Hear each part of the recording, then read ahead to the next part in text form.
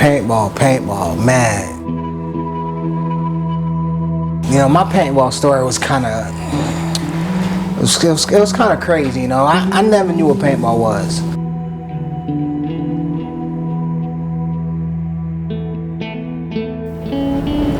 But that's where it all started, yeah. Paintball? You don't remember that night when you shot me in the woods?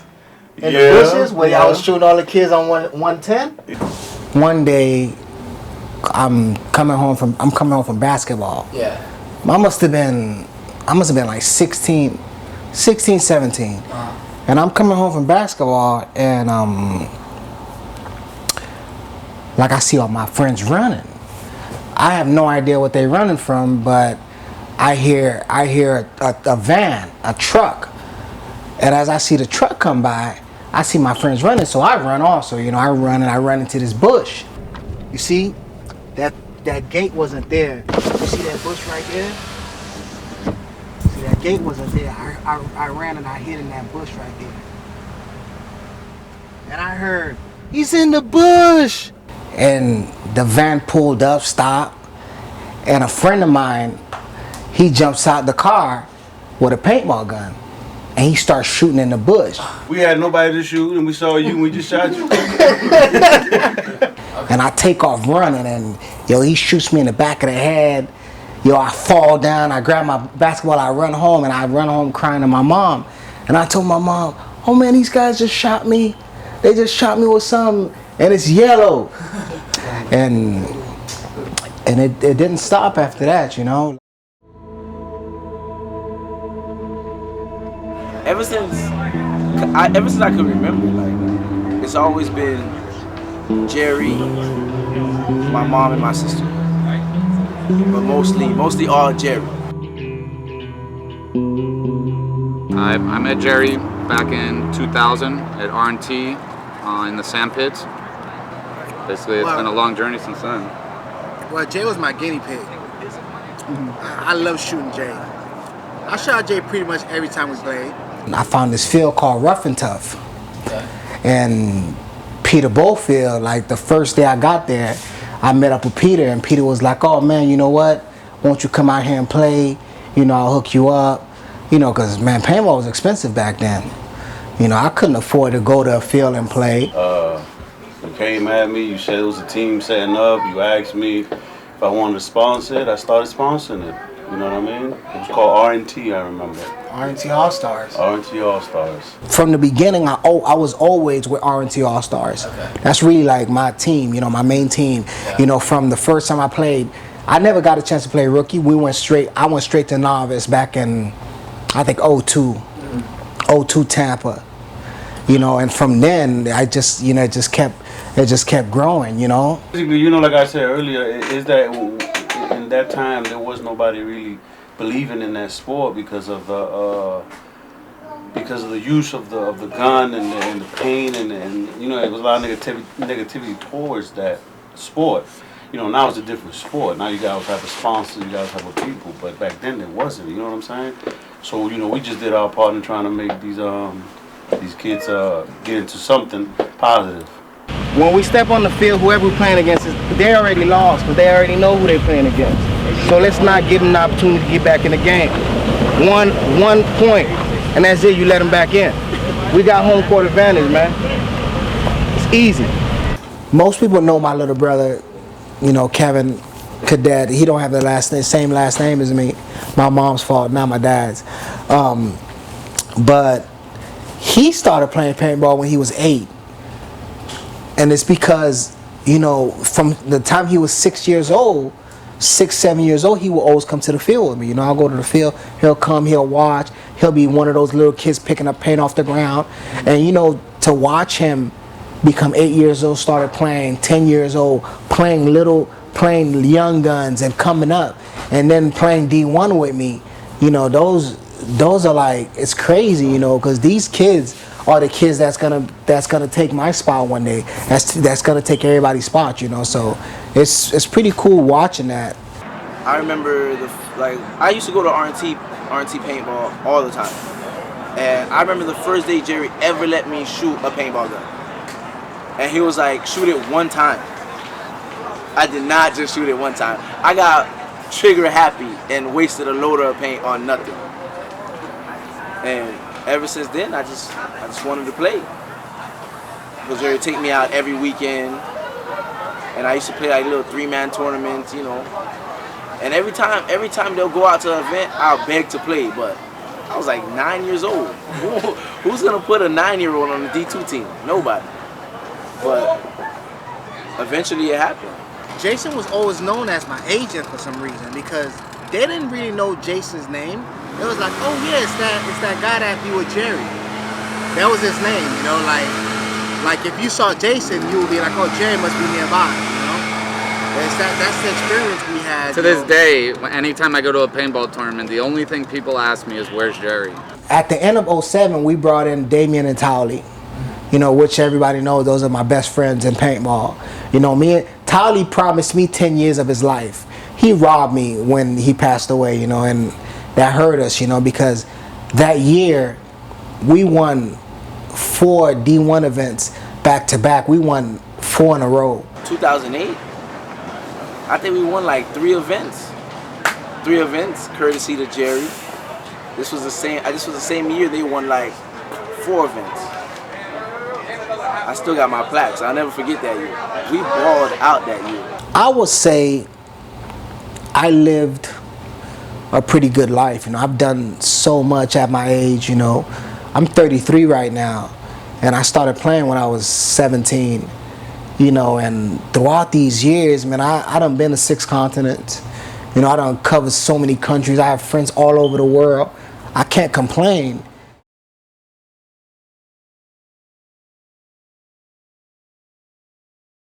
There was 2 cars on the road. I remember like it was yesterday. I'm telling you, this part of the story, like it kills me every time because I relive it so much.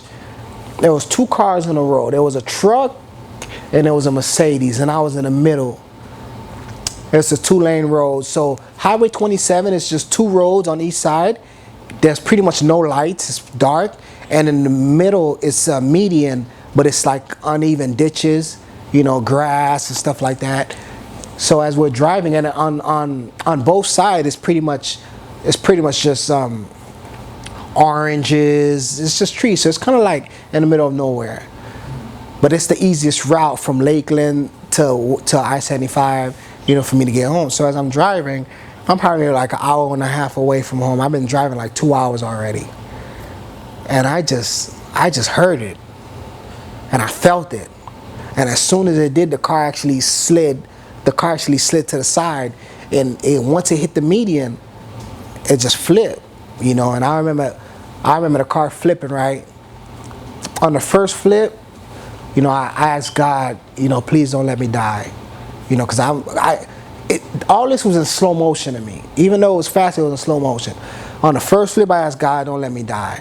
On the second flip, you know, I asked God, please forgive me for all my sins. You know, I was slick. I said, yo, if I'm going to die, I'm going straight to heaven because I already asked for forgiveness. But, you know, God was like, oh, you think you slick. He ain't let me die. He like, that's too easy. So on the third flip, I asked God again, yo, please don't let me die. You know, but on the third flip, the way it worked, the windows shattered and my head kind of came out and the roof caved in. And my face, I remember my face hitting the ground. So my face hit the dirt, the roof caved in, and the car rolled over my head. And the car stopped. As soon as the car stopped, I knew I was alive, but I felt like I was hovering. So instantly I knew I broke my neck. Instantly I knew I broke my neck. And I was like, I'm hovering and I'm looking around for my phone. I can't find my phone. And I'm kind of like sitting up where I could feel the pain, but it's not really pain yet. So I'm sitting up and I'm like, damn, I can't find my phone, so I'm gonna just, you know, wait for help because there was 2 cars on the road. You know, these cars saw me flip. So I'm just sitting, I'm watching cars go, I'm just watching lights go by, and nothing. But I'm sitting up and I got my head straight, because every time I move my neck, I feel the pain. So I'm sitting up, but I still have movement in my body. I can still move my hands. I just can't feel my legs, you know. But as time goes by, I can't take it no more, because I can't hold my head up anymore. So I feel like I'm slipping. So I started letting my neck go back, and I feel the pain, but I had no choice. I can't hold my neck up no more. Once I let my neck go all the way and I let my head go back, that's when I felt the full paralysis. Like, that's when I couldn't feel my hands no more. I couldn't feel nothing. And at that point, I felt like I'm slipping away. And I asked God one last time. I said, God, please don't let me die like this, you know. I want to see my son. I want to see my friends and family. I don't want to die like this. And as I said that, I hear a car pulling up. And I look and I see the car pull up. And the car pulls up, and the guy had his window down, so I screamed, help. And I was able to move my hand, put my hand outside the car. So the guy jumps out of the car and the guy starts crying.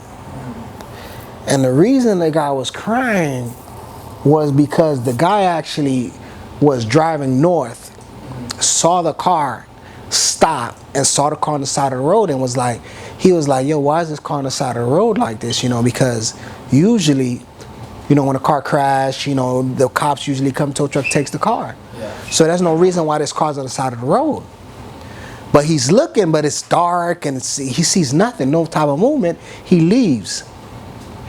2 miles down the road, yo, his conscience is killing him. Something is making him go back. He's forcing him to go back, which makes him turn around and drives back. And when he pulls up and he hears me, yo, he jumps out of the car and he's crying because he left me to die. Something made him come back to get me. And instantly he called the cops. And I told him, yo, I remember, I told him, oh, call my mom. I gave my mom's number. Somebody calls my mom's phone, like, and she runs back into the room, like, what happened? So I grabbed the phone, like, who is this? And they're like, oh, your brother got into an accident. Well, the dude said your son. He thought he was still talking to my mom, and I was like, Jerry. And he's like, yeah, Jerry got in an accident. So now I'm freaking out. And seriously, not even 2 minutes passed by, and I already heard the sirens. And the cops came, and I'm sitting in the car, and they used the jar of light to cut the car open. You know, they taking me out, and then the chopper came, because I told them instantly, oh, I can't feel my leg. I think I broke my neck, and I think I'm bleeding internally because I feel like I'm slipping away. Yeah. So I'm telling them all these stuff, you know. And the guy's still standing there. The guy's still standing there with me, making sure everything was good. Like, he didn't even leave. And then, so they came, they put me in a chopper, and they flew me to the nearest hospital, which was Delray Medical. And I remember getting in Delray, and I remember talking to them, telling them what's going on with me. And that was it. Once they put me out, I didn't remember anything for the next couple of days. It was terrible. Like, yeah. I was in the hospital every day with him, but at first, I would say the first week or so, like, I wouldn't spend much time in the hospital room because, like, it was scary. Like, it was just heartbreaking, and, like, you kind of didn't know if he was going to make it or not, because you would try to talk to the nurses, and the nurses couldn't give you a definite answer of what was going on. So it was kind of scary, like, to stay in the room with him all the time. I was always afraid to also leave and something would happen. Jerry's brother Kevin called me up, told me Jerry had been in an accident coming back from practice with damage. I didn't know really the extent of it, but I could tell from Kevin's voice he was pretty shook up. I went to visit Jerry in the hospital and found him on life support. Yeah, I got the call from Buck, man. You know, he called me when it happened. I actually was here in the studio recording somebody, and I didn't know how to take it. Like, I didn't, not that I didn't believe it. It was just a lot for me at the time. So my reaction was very stunned. So then the next day I call and I found out it is actually true, and go into the details about everything and so forth and so forth. And I go see him the next day. To me, it was very an emotional moment because I know Jerry outside of paintball. I know Jerry was a child, so you know I didn't know how to take it in. You know what I mean? So when I seen him in the bed like that, it kind of bothered me. And I don't know if you remember, I was talking to you. Something I was telling you, I was talking to you in your ear. You couldn't talk. Yeah, I couldn't talk. I was so emotional and so, you know what I mean. And I was trying to talk, but my slurs it wasn't coming out right. Nobody really knew what was going on. Jerry's mom had a little bit of a language barrier, and I was able to speak with the doctor, and he was able to show me the x-rays and confirm Jerry had severed his spine. It was an incomplete injury, but they had put enough metal in him to rebuild him kind of like a spaceship. Old girls like come back there, and it was like, yeah, he can't move. And that was crazy. I was like, oh man, I broke down. I went out the hospital. I was like, what you mean? Like yeah, like he might can't walk again, and that was crazy, man. Like what you mean? Like I couldn't understand it. I was like, and I just feel like there's always something. You don't wish bad on nobody. You know what I'm saying? But you just feel like all the wrong things happen to good people. You know what I'm saying?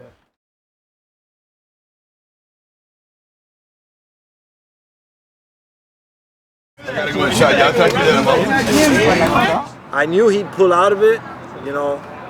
I prayed, we all prayed, and it truly, after you see the camera, the picture of the car and the damage that was done, it truly was a miracle that he's still alive with us, you know.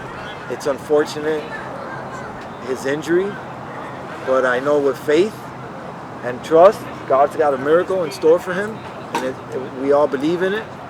He gave at the end of the day, he gave me a 2 percentile. He put me in a 2 percentile and I might gain anything back. The next day I gained back my right hand. My right hand came, it was weak, but I was able to feel it. And that alone just gave me the energy and the strength to understand, yo, I'm gonna be back. You know, seeing Jerry stay positive is nothing new. It's something he's always been positive. Jerry always been positive and a strong-minded person. So seeing him like this is just like, it makes it feel normal. Jerry came home after a couple of weeks in Hollywood. He came home and it was pretty much the same thing. Like, I just take care of him on a daily basis.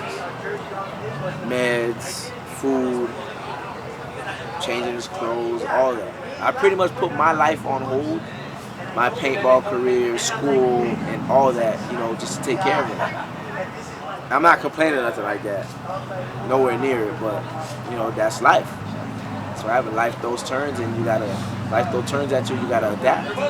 And I know for a fact that there's no way that I'm not gonna be able to walk again and run again and play again. Like, those days are coming, you know. It's been 9 months.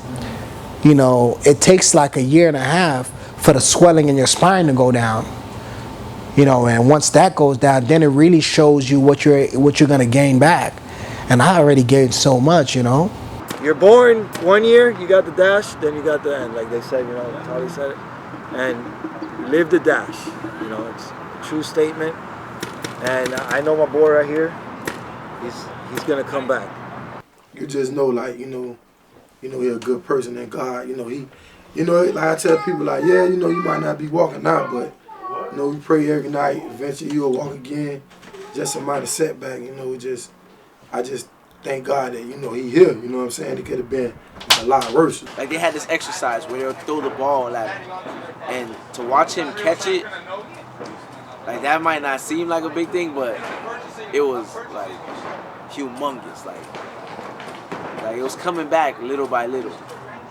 I want to say thank you to the paintball world. First of all, like, you guys help him so much, especially with the GoFundMe page also.